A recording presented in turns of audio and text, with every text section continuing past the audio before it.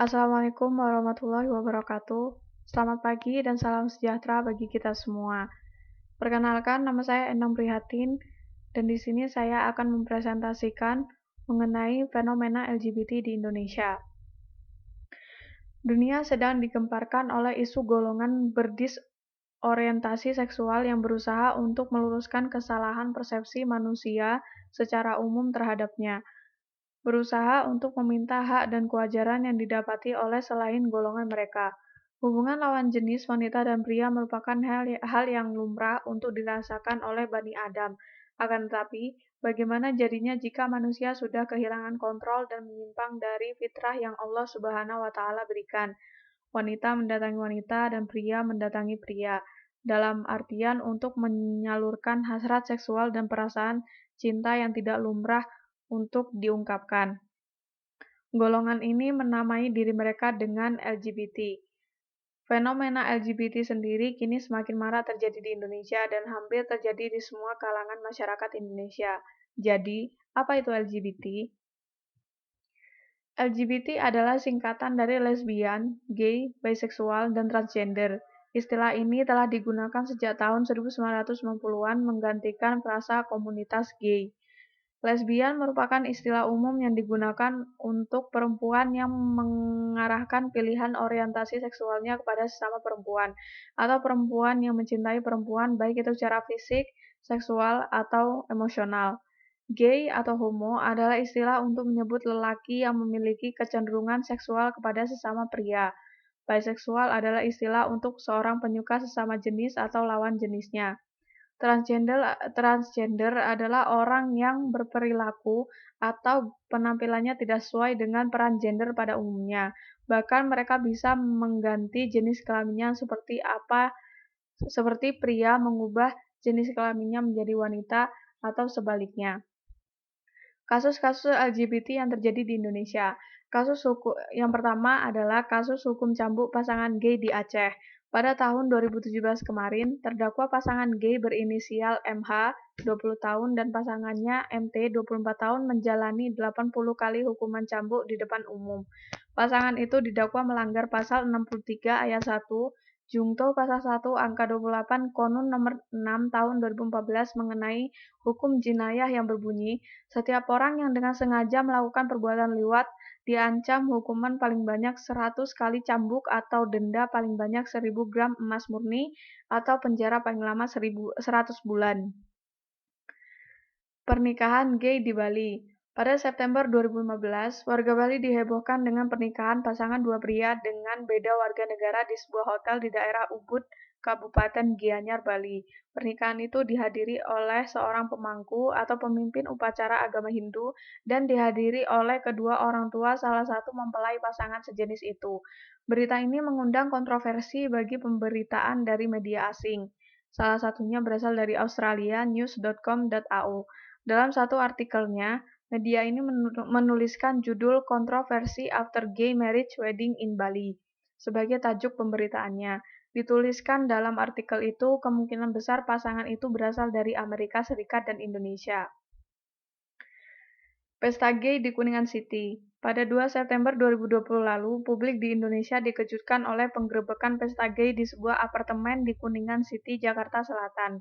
Dalam penggerebekan tersebut, polisi telah menetapkan 9 orang tersangka yang terkait dengan kasus cabul tersebut.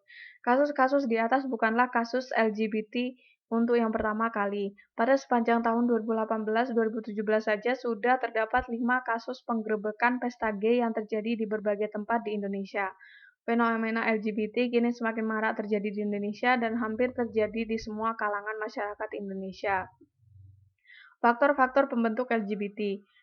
Yang pertama adalah faktor moral dan akhlak yang lemah. Homoseksual ini terjadi karena bertolak belakang dengan norma-norma yang dianut oleh masyarakat. Kemudian, kerapuhan iman seseorang juga dapat menyebabkan segala kejahatan terjadi karena hanya iman sajalah yang mampu mengendalikan diri seseorang dalam hal penyimpangan sosial. Pengetahuan agama yang lemah. di mana kurangnya pengetahuan dan pemahaman agama juga merupakan faktor yang sangat mempengaruhi terjadinya homoseksual. Maka dari itu, pengetahuan tentang agama merupakan peran yang sangat penting sebagai fondasi pertahanan yang paling efektif dalam mendidik diri sendiri untuk mengetahui mana yang baik dan mana yang buruk. Biologis. Menurut penelitian terkait dengan genetika, ras, ataupun hormon, seseorang homoseksual memiliki kecenderungan untuk melakukan homoseksual karena mendapat dorongan dari dalam tubuh. Penyimpangan faktor genetika dapat diterapi secara moral dan secara religius. Bagi golongan transgender misalnya, karakter laki-laki dari segi suara, fisik, gerak-gerik, dan kecenderungan terhadap wanita banyak dipengaruhi oleh hormon testosteron. Jika hormon testosteron seseorang itu rendah, ia bisa mempengaruhi perilaku laki-laki tersebut mirip kepada perempuan. Kemudian pergaulan dan lingkungan. Pergaulan dan lingkungan juga merupakan salah satu faktor yang mempunyai pengaruh besar terhadap penyimpangan seksual, di mana dalam keluarga tidak saling menunjukkan kasih sayang dan sikap orang tua yang baik sehingga menjadikan anak berperilaku menyimpang. Kurangnya menerima pendidikan agama yang benar dari kecil juga menjadi salah satu penyebab terjadinya perilaku menyimpang. Selain itu, pergaulan dan lingkungan yang salah mudah menjerumuskan anak dalam perilaku menyimpang. Keluarga. Adanya trauma yang terjadi di masa kecil di mana si anak dikasari oleh ibu atau ayahnya hingga si anak beranggapan semua pria atau perempuan bersikap kasar, bengis, dan panas bara yang memungkinkan si anak merasa benci pada orang itu. Hal ini bisa disebabkan keharmonisan dalam rumah tangga yang tidak terbina sehingga anak menjadi pelaku penyimpangan seksual. Selain itu, dari kekerasan yang dirasakan baik secara mental, fisik, maupun seksual. LGBT dalam perspektif hukum. Sebagai gambaran umum tentang hak asasi LGBT di Indonesia, hukum nasional dalam arti luas tidak memberikan dukungan bagi komunitas LGBT walaupun tidak ditetapkan sebagai tindak pidana. Di dalam perspektif hukum positif Indonesia, belum mengatur secara eksplisit tentang LGBT.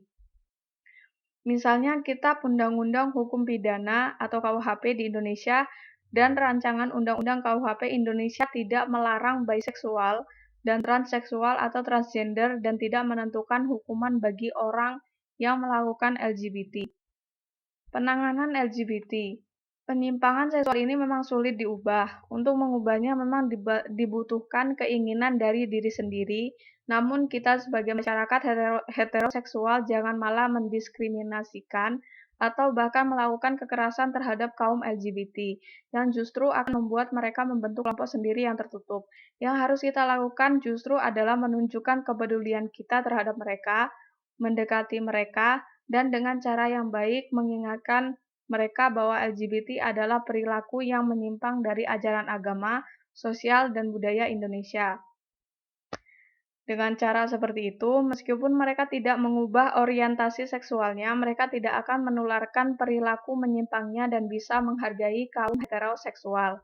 Selain itu, peran keluarga juga sangat penting dalam upaya untuk mengurangi jumlah kaum LGBT di Indonesia. Dari sisi keluarga, orang tua harus terus menanamkan nilai-nilai agama yang kuat kepada anak-anak mereka. Harmonisasi keluarga juga menjadi penting dalam membentuk karakter anak di masa mendatang. Sekian presentasi dari saya dan terima kasih atas perhatiannya. Wassalamualaikum warahmatullahi wabarakatuh.